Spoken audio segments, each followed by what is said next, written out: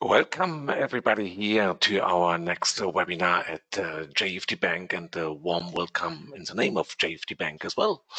My name is Stefan Friedrichowski, as always, for the Statistic Radar. That's the topic of today. So what we are actually doing, I have to mention the date, the 29th of January 2020.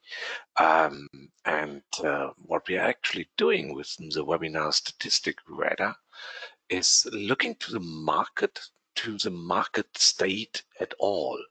So market state would be another title for this kind of webinar, but the main thing we would like to do is to look from a statistical point of view on trends, on short-term, long-term, mid-term behavior.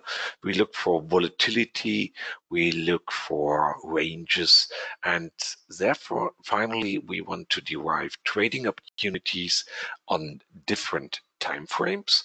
Although we basically derive everything from H1, but looking to totally different kind of history. And yeah, that's what we will do. And finally, we get a table as last week with good trading opportunities. And as far as I realized from last week, yeah, some of those ideas really worked out. And let's see what we can do today. Within the next 30 minutes. It's only a short webinar, and looking to the name, so looks quite international if I look around. So we have a couple of countries here within the webinar. Before I really finally start, you know the procedure. I have always to show up the risk disclaimer at least once during a webinar. So we talk about trading, we talk about markets, trading opportunities, investments, everything like that. But finally, of course, if it comes to your own trading, you do everything on your own.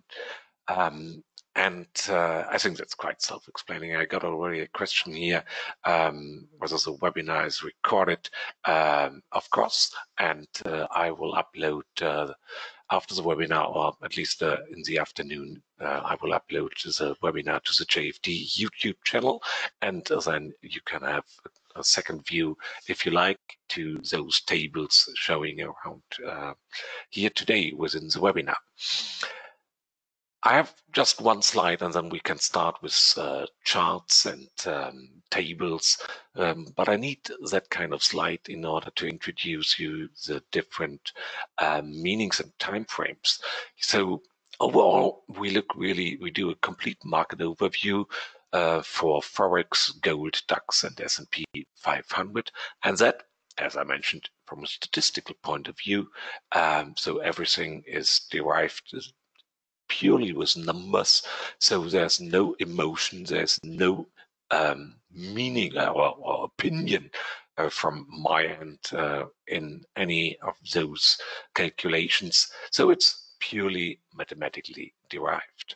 So when we look for volatility trends, and especially in these days, it's quite necessary to look to sidewards behavior as well, because you know there are trading strategies which are quite suitable for sidewards markets, and since not that many pairs and underlyings show good trend, so it's a good time to switch to those kind of strategies as well. But we have some good trends as well, and we derive any trading possibilities on different time frames, and we look really to the complete picture.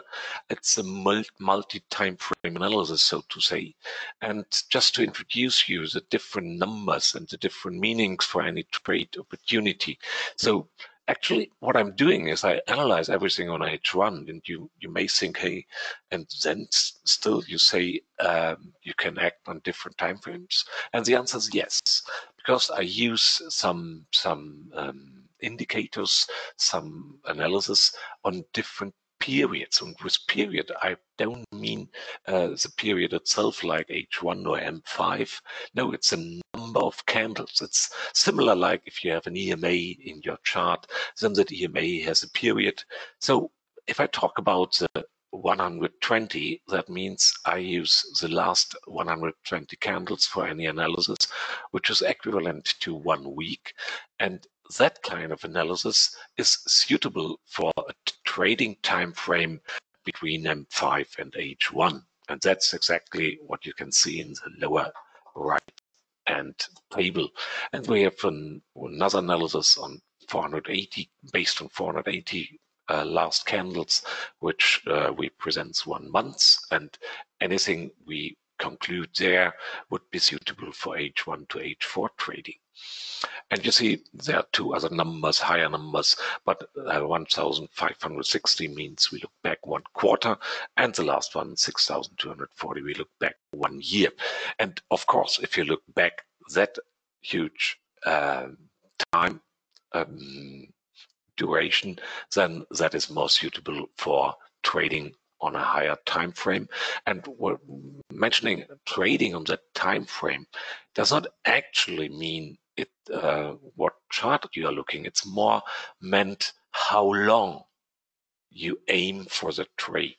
So if you have a trade for just looking, should be stop loss or take profit within the next 2 hours, of course, then you would look for the first line here.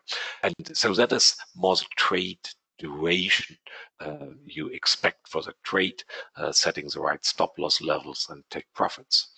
And finally, the other table is that we have within our analysis numbers, but I don't show the real numbers. I just color code those numbers, and the color code I use is always the same. A very small number is red, a very high number is big.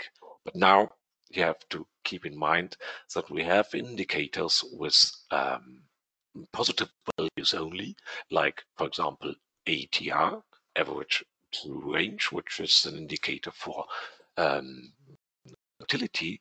Then very small means close to zero, and very big is quite obvious. But if it comes to, for example, trends, then those trends might have a quite negative slope, which would be maybe ideal for a short trade. And then dark red means really negative, and dark green means quite high, so positive trend. So that's the meaning we use within the later shown tables. But now let's start with some charts, and with charts I don't mean this one here. So we will not look really to the trading charts for different periods. No, that is one kind we can do for any for looking for any trade opportunity. No, we will start with some other charts and looking for historical behavior. And as always, I start with that kind of chart because it's telling you a lot about the current market situation, the current market state. And what's shown within the chart is a really long-term consideration for the ATR, the average true range, which is a good indicator for volatility. And in the following charts, I only look for euro pairs. So starting with the euro, and second underlying is another currency like Australian dollar and so on. And looking to those 7 pairs is always a good idea. We will discuss that when it comes to regression, when it comes to the slope within those charts, because you can combine any kind of information you derive and then come already to good conclusions. So, but looking to the overall volatility during the last 14 years, you can clearly realize that we are still at a very low end of volatility. Almost any underlying is showing up extremely low values. So we are really at a very low volatile market situation. I can only emphasize that kind of statement because it's quite important for any trading activity, because lots of trading strategies need volatility, and we don't have volatility as we speak. So having that in mind is really important. So we should slow down our activities because of low volatility. It's not always exactly that kind of conclusion, but overall, it's really quite important. So now going back a little bit short term, a little bit more short term. So that's based on ATR for 1 quarter. Therefore, this 1,560 in those charts. Then we can see something which is, at least for me personally, quite astonishing. The volatility of euro-US dollar, which is normally not that low, is, as we speak, extremely low. So, and you will see that in the following charts as well. So we have a little bit higher volatility in euro British pound. That might be related to the still ongoing Brexit discussion. And the other one, which is medium high, is euro New Zealand dollar. So going further down the road, smaller time frames, just looking back 1 month, pictures are almost the same. And finally, we can at least realize, if we look back just 1 week, that volatility is increasing as we speak for all the pairs, at least a little bit. And let's see what else we can draw of conclusions. When it now comes to regression percent, what does it mean? Regression percent is simply an indicator showing the slope of a chart. So you can always draw a line into, for example, the last 400 candles, and you can fit that line to the chart, and then that line gets a slope, and that slope is called regression percent, because I look for all the numbers in percent in order to really compare the numbers of different underlyings. And what we can realize here, for example, looking back 1 quarter, we have a quite low, so negative number for euro New Zealand dollar. And for example, the highest number we have for euro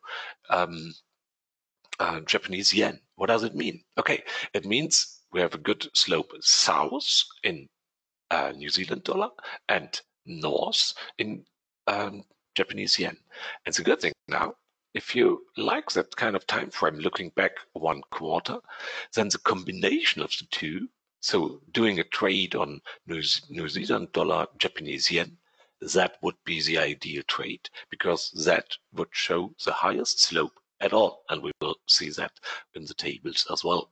So and all the others are more or less sidewards, at least looking back 1 quarter, looking back 1 month, a little bit different picture. US dollar goes south, and Swiss franc goes south, looking on that kind of time frame, and going north would be Australian dollar. And just that you see another example, what does it mean with a low volatility? We can always show, look, what kind of range and what kind of range is any underlying showing for the last period. And just a second, I got another question here. How we find slope regression as you show? Simply calculating, and I think that is maybe you can do similar within a chart. Let me try to find a possibility showing that. So it's a trend line, but I think it's not fitted. So you can just draw the line. Okay, so that would be this one here, and then you can just draw the line, and you would have to calculate the slope by your own. So what I use the historical data and do the analysis with my own written computer programs. But I think you will find an indicator if you search with Google. You will find an indicator. Just look for a regression. Then you may use that kind of indicator within your chart. Going back to the ranges, you see the overall ranges on the long term are quite small. but that is already indicated with the low volatility as well. And last thing I always look for is a so-called regression coefficient. Let me tell you what does it mean, regression coefficient. That is the quality of the regression line. You may think, going back to the chart, that kind of regression line we draw within euro, British pound is not that bad because it's really more or less fitting here. But if I would draw the regression line, for example, for euro, Swiss franc, it would be more or less horizontal, but the deviation from the line would be quite high, and that is an indication that the quality of the regression is not that good. So looking for a good trend trade, we need higher regression coefficients, close to 1, and that is what we should keep in mind when it comes to the tables in order to derive our conclusions. And going to those tables, I will show you. We have one table for our findings, and we will start with a really long-term consideration. And now let me explain, and I will draw the conclusions here for you out of the given time frame. So we start with looking back 1 year back, and that is on the left-hand side. And you can see the ATR is color-coded, and red means extremely low ATR value. And the highest ATR, for example, we would have for DAX, followed by S&P 500 and gold. Just as one thing we have to keep in mind. The range is almost small for any kind of underlying. What we can see, once again, exceptions are DAX, S&P 500, and gold. Now it comes to first conclusions about regression on a real long term. The regression percent means that we have a quite low negative slope, for example, in Australian dollar, Canadian dollar. So that would be short candidates for a long-term trade. And we have long candidates, and those I will indicate, for example, for the DAX, going for S&P 500, and going for gold.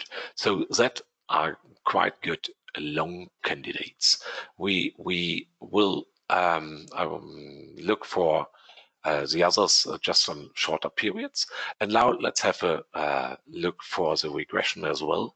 And I mentioned a high number, which is dark green, is good because then there's a high quality of the trend. So looking on long-term behavior, we have high quality trends in DAX long, S&P 500 long, and gold long. So what would be other good candidates, at least with combination of high quality and good slope? And that would be, for example, then this one, because it's red on regression percent. That means slope goes south, and we have a high quality. So, and that we have here as well, and we have here as well. So that would be short candidates on a long term behavior, and we have no double green, so no long which is showing up as that kind of behavior as well. So then let's go one time frame down. So looking back 1 quarter, and starting with ATR, as we know, once again, DAX, S&P 500 not that high, more in a neutral behavior, and gold once again high. So looking to the regression, once again, we have a quite good behavior in S&P 500, and for DAX, it's not that good because we have only light green here. But let's show the combination where we have at least The regression coefficient, by the way, is not that good here, but anyhow, the trend is quite well. But let's look for a combination where we have green. Quality was quite good. Sorry, my mistake. We have a next short candidate here on that time frame, and we have another one here, and we have another one here with a high quality of trend, and yeah, the rest is not that good, and no long trade possibility. Okay, then let's go down the road one step back in the time frame. ATR is always the same picture, and we have once again for a good behavior on gold, a good behavior here for S&P 500, and a good behavior here. And now let's look once again for the combination high regression coefficient and an extreme slope. That would be red or green. So it would be here, here, and here. Not that good, but okay. Let's put it that way. And we would have a short here as well, but not that high. And where do we have good trends here? That would be a quite good short opportunity, and here another short one as well. And now final summary for looking back 1 week, and yeah, volatility not that good as we know. And let's go start once again with gold. Quite well, regression high, regression percent high, so we have a good slope north, so long, and good quality as well, so that would be good. But now we have here a short, and that's not for S&P 500. Everybody knows what happened last week. So, and we would have a short here as well. And now, do we have other things? We have a short here, and we have a good. Do we have one as well? Not that good, but here we have a short. And now we can draw our conclusions in order to look for possibilities for trades. And obviously, if we have, for example, 3 times short here, then this would be a quite well short candidate. So this one would be good, and it would be a short trade for Australian dollar, Swiss franc. So we have on 3 out of 4 time frames a signal going short. So that would be really a nice short candidate. Not that good here, but not that bad for Euro Swiss franc. And now let's have a look to others.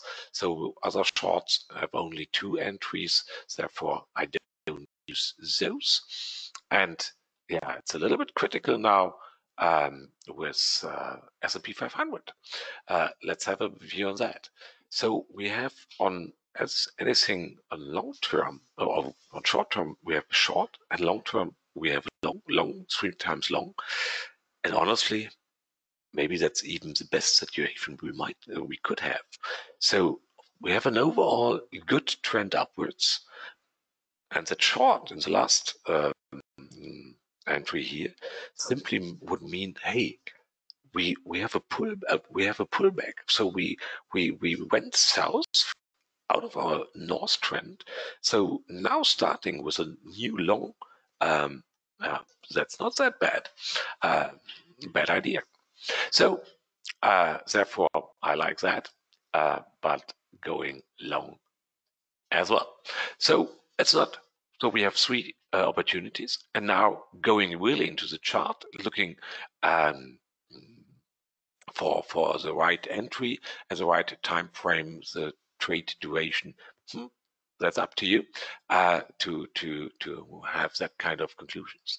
But now, since I mentioned it's good to have a view on sideward markets as well, we will look to that a little bit differently.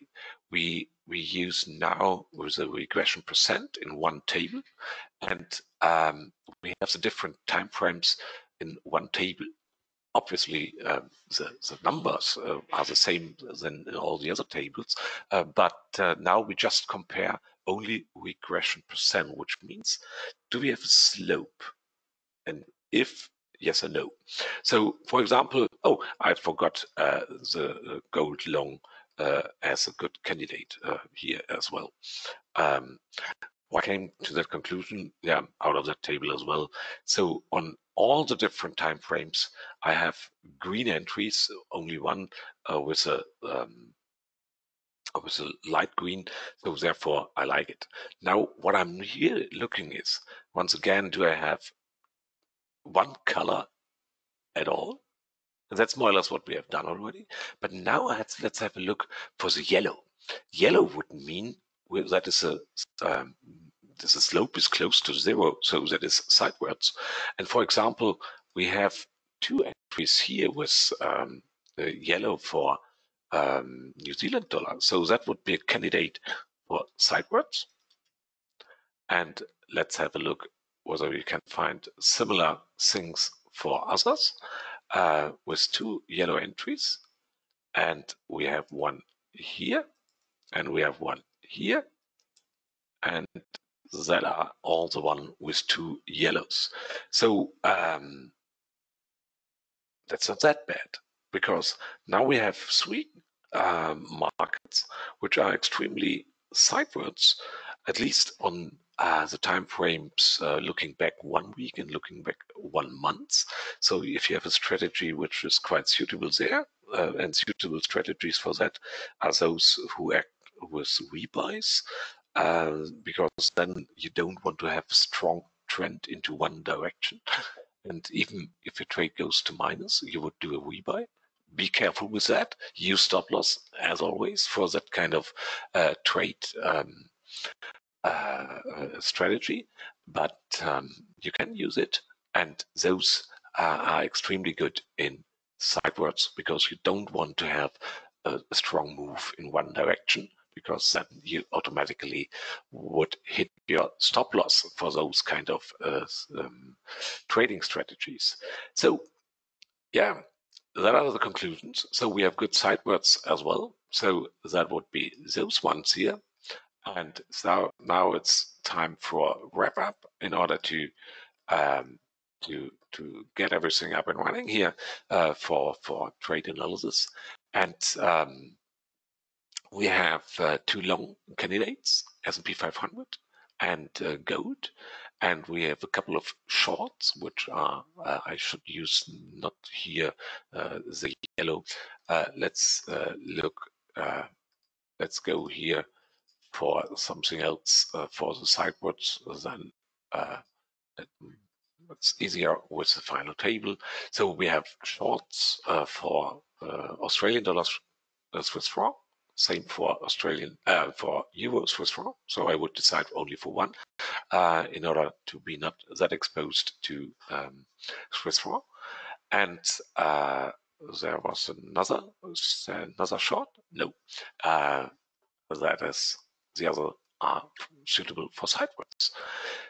That's exactly our conclusion from today, and everything not with any meaning, not looking to the chart and interpretate. No, it's just derived by numbers, purely mathematically, and that's good, because that is automatically objective, and that's exactly I'm always aiming for, and I hope you like those kind of conclusions. But finally, trades, as mentioned, are for your own. If you have interest in those tables, no problem.